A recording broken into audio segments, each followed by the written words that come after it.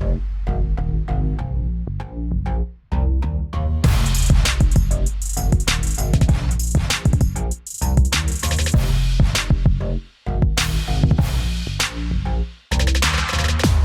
listening to Rural Concerns, a podcast about the countryside, the city, and everything in between. We're your hosts. I'm Sunil Patel, he's Chris Cantrell, and the whole thing is held together under duress by our long-suffering producer, James. Yeah, that'll do. Tell us what's first on the agenda, Mr. Ryder. Well, written down here is Chris's big PC update. Yeah, it's fucked. It's still fucked. There we go, John. See, we're ticking. Did you get the boy to fix it in Edinburgh? No, because I didn't take my PC up during the fringe. I'm going to a third computer repair shop probably tomorrow to drop it off and see what's what. But it's going to be expensive. I know like I say, I don't know what I'm talking about, but I have my gut feeling because of the power surges that it's a motherboard related issue, which means the motherboard it's just going to be expensive. And I'm just skint, but I was saying to my wife, like, I need a computer, like I need the tools to work properly. And to game with your friends. And to game. And to wield a warhammer and batter goblins. I need these tools because I'm a modern tradesman. I'm a modern, who's the guy that works with shoes? A cobbler. I'm a modern cobbler. And a modern cobbler, I need... Thingy Blades, isn't it? Huh? No, sorry, carry on. Daniel Day-Lewis? Yeah, Daniel Day-Lewis between roles. Yeah. That had that had a whiff of one of those jokes that people in the Patreon are going to get. You know what I mean? The Discord... James drops jokes that go right over my head, but then in the Discord group, someone's like, yeah, he was doing a really clever joke there. And you're like, well, not that clever, is it? Because me and Sunil had no idea what was going on. If you're not clever enough to communicate to thick people, then you're not clever. Thank you. This isn't free bean salad. Do you know what I mean? This isn't thinky stuff for clever people. This is slop for idiots. Talking of slop for idiots, I think this is my new segment every week. There's a dairy update. Slop for idiots. Slop for idiots / dairy update. Okay, let's. I'll turn that into a jingle. That'd be great. Yeah, if you could sort of milk / dairy update. Milk / dairy / cum update. This one. Slop for idiots. Right, tiramisu gelato, Sainsbury's. Taste the difference. Tiramisu gelato. Initial thoughts, please. But isn't a gelato? Oh no, I'm thinking of a sorbet. Something to do with the temperature. There is a slight difference with how it's made compared to ice cream. Is there more cream in it, perhaps? Maybe. Should I look it up? Should we get Graham on the line? Should we be internet searching stuff? You know that takes the fun out. I think it's better if we guess what gelato is. I think gelatos. So I think it's like Italian soft serve ice cream. It's more Italian, isn't it? You think it's a solid block of Mr. Whippy? Yeah, no, that's ice cream. That is ice cream. It's not even that, is it? It's emulsifier and Margaret Thatcher, isn't it? Yes, Maggie Thatcher invented Mr. Whippy. Also says Blind Boy Boat Club. The Blind Boy podcast, do you listen to it? Brilliant. Oh, yeah, sometimes. He did a big deep dive into the history of soft serve ice cream. And whether it was Margaret Thatcher, who worked on the team at Cambridge? Yeah, I think legitimately it was. ICI, I thought it was. ICI? Yeah. And you don't think someone was lying to you? She did it at ICI. Not everybody lives in a world of a prison of puns that are on there, kid James.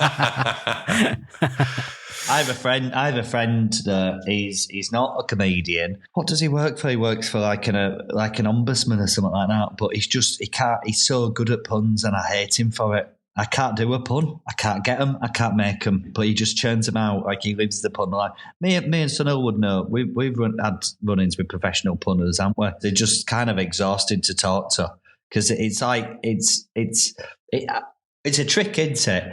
It's like they live. It's maths. It's someone doing maths in front of you. Yeah. They live in a state of being. They're always do like. It's like I think anyone could probably do it, but it's like you have to live the life and commit your brain to punning. Right, tiramisu, gelato, taste the difference, Sainsbury's. Sounds amazing. Light dusting of cocoa on the top. Very nice. Chocolate cocoa, whatever it is. Sometimes that makes me cough. Yes, very nice. Thank you for your input there. Well, try fucking chewing it, you pig. Will do if you're inhaling it. I think that is actually why. Please, I'm describing the gelato. Ice cream all the way through, soft, layer of like chocolate syrupy stuff. Here's the kicker. No sponge. Not even like worked through. I think the sponge will add. I think the logistics of adding sponge or a different texture like that will make what is something that is meant to be like long shelf life, easy traveling. I think it'll make it difficult. I think it could age in a different way. I don't think it'd have the longevity. Well, you can't freeze a sponge, I guess, and make it edible. Exactly. Whereas ice cream, just with flavoured ice cream, and I think that'll keep for a very long time. Whereas I think as soon as you enter cake into the mix. Not in my house, it won't. But no, if you're going to buy it, if anyone's listening and you're going to buy it, just take it easy. I had an absolutely enormous sugar high and, correspondingly large crash straight after. So, yeah. A good friend of mine said sugar should be illegal, shouldn't it? And he says if you have a Skittle, you can feel yourself coming up on it. That shouldn't be legal. That shouldn't be legal. And you're like, yeah, ever since he said that, I always do think, yeah, it's insane that we've taken this stuff and inserted it. Because like nature, like the natural world, this sweet taste was reserved as a reward, wasn't it? For transferring seeds. Yeah. If you have like a loaf of bread, that to get that out of nature, you'd have to grow a field of wheat, grind that down and bake it. It's like, not a field. How much wheat would you have to grow? You'd have to wait a long time for that. Whereas now we just smash it out, leave half of it to get mould on for the lot in a bonfire. I think I had so much sugar that I was saying some mad stuff when I didn't realise I was high on sugar. I was saying some stuff I don't want out there. What stuff? Was it on Twitter? No, to my flatmate. Oh right, okay.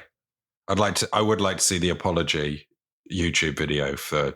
I'm sorry, I tweeted those things. I'd had to taste the difference. Tiramisu gelato. It's a combination of caffeine and sugar.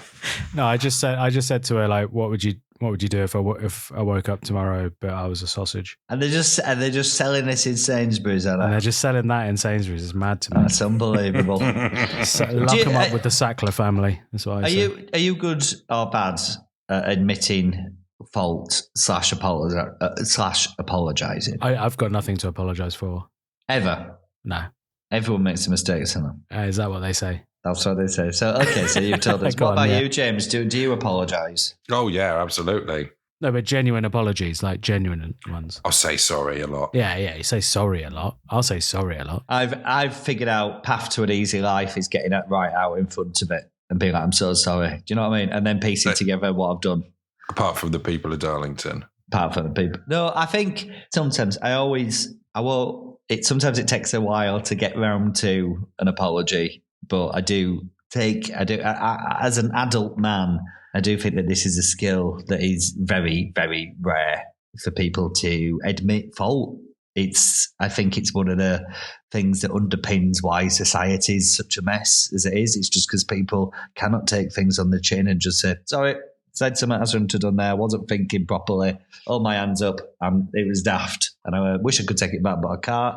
And I think if you had that sort of vulnerability, that ability to do that, then I don't think people would be out for blood so much to get people to cede a mistake. Well, I thought it was more that people like to pile on with that sort of stuff and demand apologies when in fact they're not, really necessary for that person themselves. Maybe, but that feels a little bit like we're venturing towards... Oh, yeah. Towards what we say off mic. No, as in, I don't think that, like saying, like people... You would have people in positions of power and stuff that rather than admit mistakes have been made, live in a constant state of denial. And I think I would always prefer to look at it from that top-down view rather than, well, people are asking for apologies now. And you're like, no, I don't have feuds. I don't want that to be an ongoing thing. Although that said, we are going after a guy who's littered in our village. But yeah, we haven't had an update on that for a bit. The can stopped for a bit. MOT had lapsed. But as far as we could tell, MOT now sorted and up to date. Cans have started up again. We have no recourse. Police won't touch it. We're going to contact the parish council, but I mean, if the police aren't going to do anything, I don't know what. I don't want a sort of collection of what civically minded pensioners are going to do. Do you know what I mean? I don't know the powerful reach of the law. Do you know what I mean? Do you want to talk about your big clean? I do want to talk about cleaning as a concept. As an idea, not as a thing that I do. Well, we did a big clean yesterday. Like, the boy is back at school tomorrow. He's playing out and stuff at the minute. He's got a rabble of kids running in and out of the house. But in advance of that, we've sorted out, we basically, like, we've been working on rooms systematically. So the house is a very higgledy-piggledy house.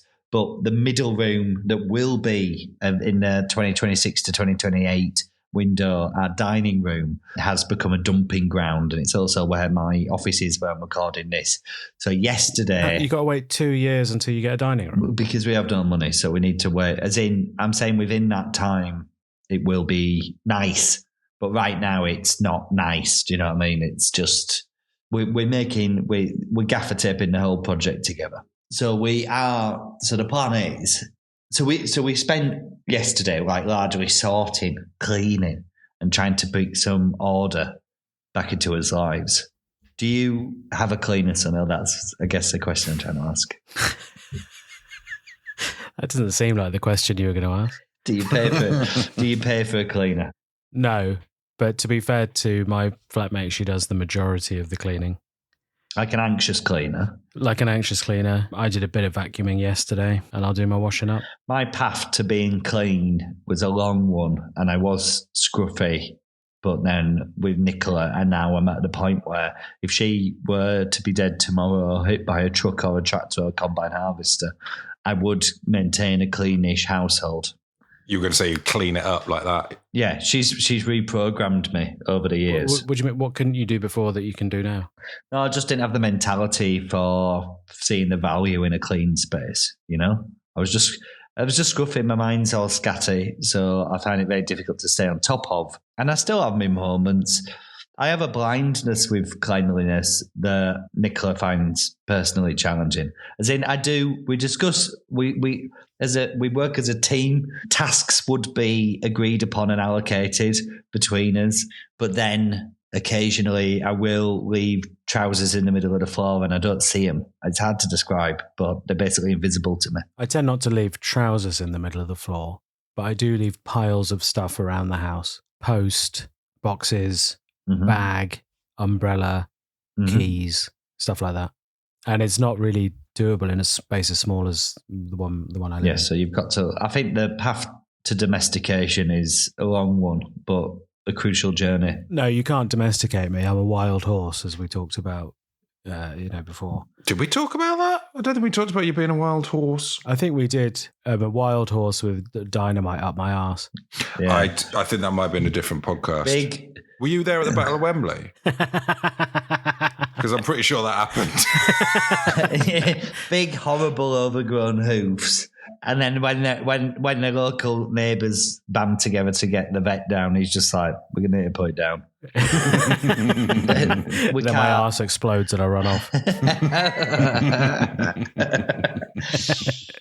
No, I mean, I am more domesticated now than obviously when I was 18. But, mainly in the realm of sort of body care products. Yeah, I think you need to.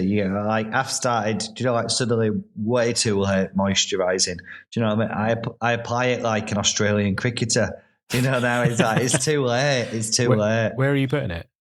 Everywhere. Suddenly, no, I'm just doing face and hands. I'm not bothered. The rest of it doesn't show, does it? Yeah, no, fair enough. Yeah, especially not in the winter. I think the aging and stuff is sort of like a body horror, like a David Cronenberg style body horror, isn't it?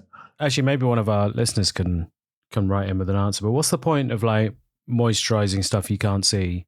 I think it's for the feeling of it, isn't it? And also, it can get quite painful if it's dry. Like your feet, you moisturise your feet because if you don't, in the shower they get wet. That's true. But if you don't like sort out your cracked heels, I don't have cracked heel.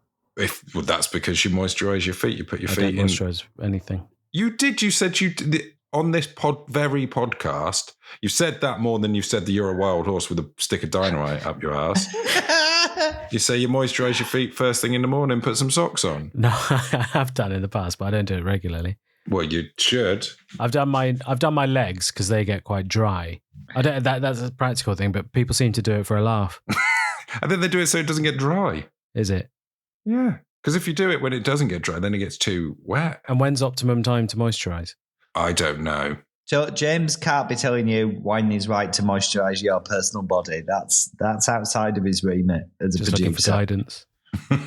Texture. Face I'll do every day. Don't worry about that. What I've noticed, are you clean? Yeah.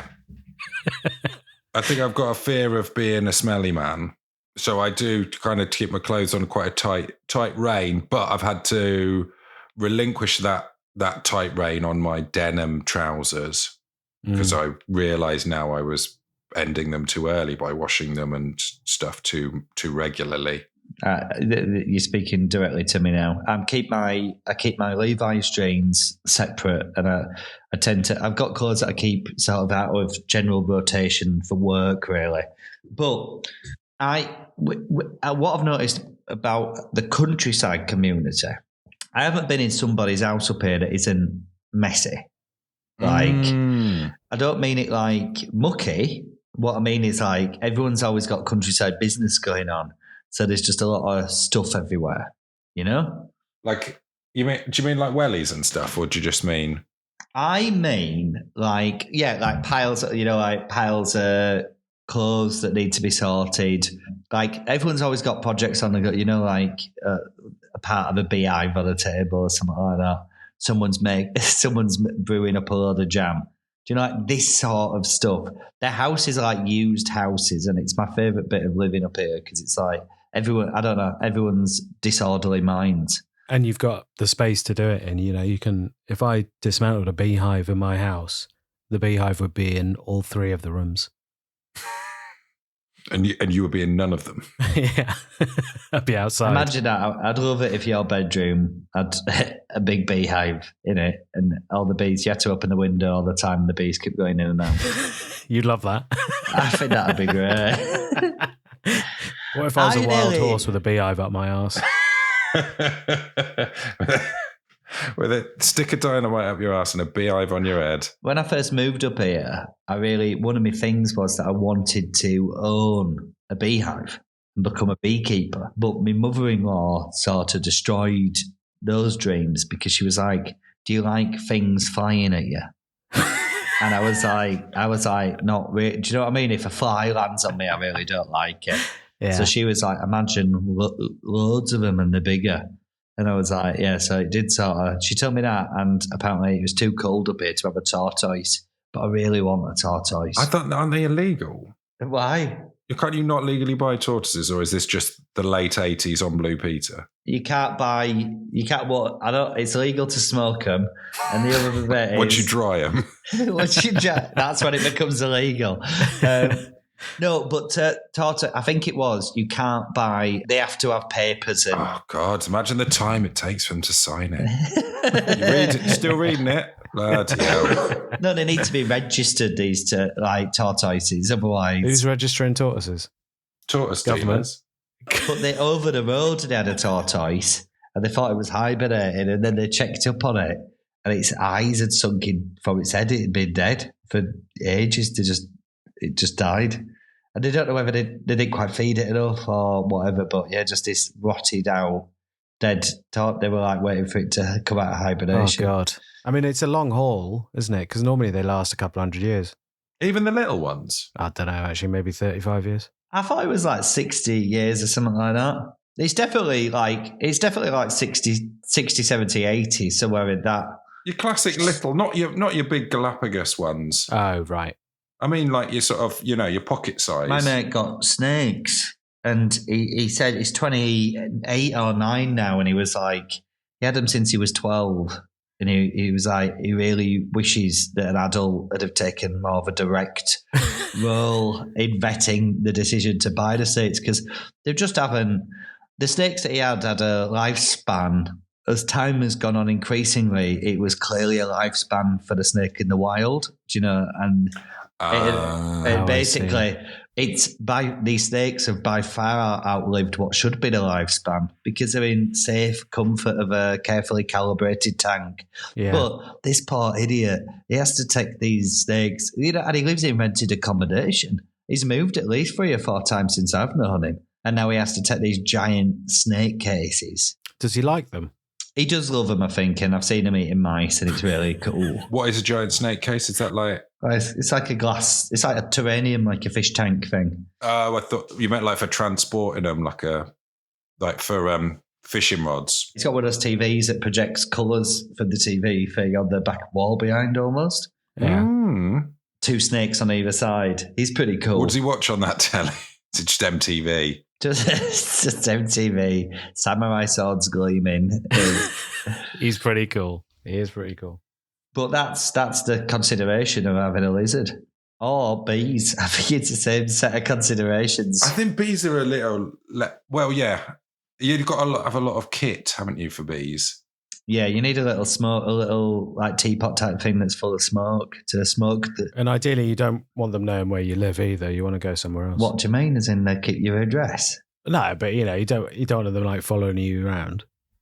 The bees? Yeah. You want it away from your house, don't you? You want it not near some open windows. Have you seen that video? A while back of a woman going in and like some bees had got into a shed and they called her and she goes in, she doesn't wear any equipment or anything like that. She just goes in and sits with them and takes the queen out and puts it in an elastic band type bit of cardboard or something like that and transports it. Like she was totally at ease around these bees. I bought some honey from a man. You do it online and he drops it off at your house. But he also sells queens. Really? By post. Yeah. By post? Yeah, he posts out queens. Do they just have like, when you've got one in the van, does the postman have just like a big, like load of bees following him around? He has one bee strapped to him. What's going on today? Yeah, it's weird sending animals by post, but it does happen. As long as they're carefully looked after them. That sounds like the opposite, send them by post. Yeah. They must definitely not be carefully looked after. They'd be in an envelope. Bees aren't built for sorting offices, are they? Yeah. Every God, not Yodel. Drop kicking it onto my doorstep. Taking a picture. Do we have any letters, Chris? The sender is Gareth. Thank you, Gareth. And Gareth has written, "Hi, please can I have a copy of the photo of that fella knocking out the bear? Many thanks, Gareth." What?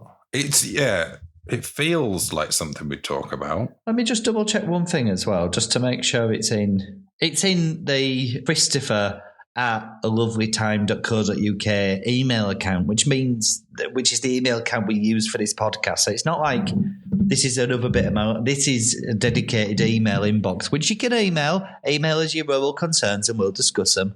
Christopher at alovelytime.co.uk. We keep forgetting to do that. We keep forgetting about that. Well, it's because we get stuff like this that's just confusing. Gareth, you're going to have to clarify.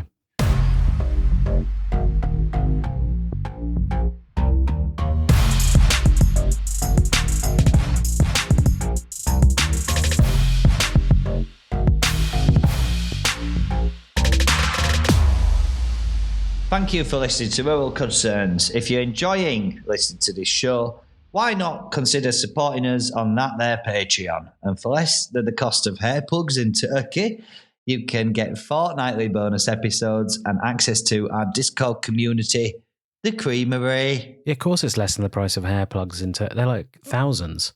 You can set less than the price of a Big Mac. Less than the price of a McDonald's Big Mac. Unless you've done the survey where you get it for £2. Unless you've done a survey, you get it for £2. What, the hair plugs? No, the Big Mac. Listen, if you are Turkish and you are listening to this, please sponsor it. You can have all of us heads. We will all have hair plugs, but we want each other's hair plugs. 1 in 6,000 people that get butt implants die. Alternatively, you can drop us a 5-star review on Spotify or Apple Podcasts. It has to be a 5-star review, and then there is simply nothing written in the script because we can't conceive of it. Don't do it. Don't leave less than a 5. Why would you do that? We're just trying to sometimes you might think this isn't worthy of a 5, but you just have to leave it. Rural Concerns was edited by Joseph Tiramisu Gelato Burrows. And it was produced by Egg Mountain for Lovely Time Productions. And our artwork is by Poppy Hillstead. Our music is by Sam O'Leary. And here's another inspirational quote from 50 Cent. He says, "In Hollywood, they say there's no business like show business. In the hood, they say there's no business like hoe business." I don't get it. Could you explain it? Because they got gardens, I guess. Gardening. It's a gardening thing from 50 Cent. Got to till the earth. Mm-hmm. Mine's just a patio, so I wouldn't understand.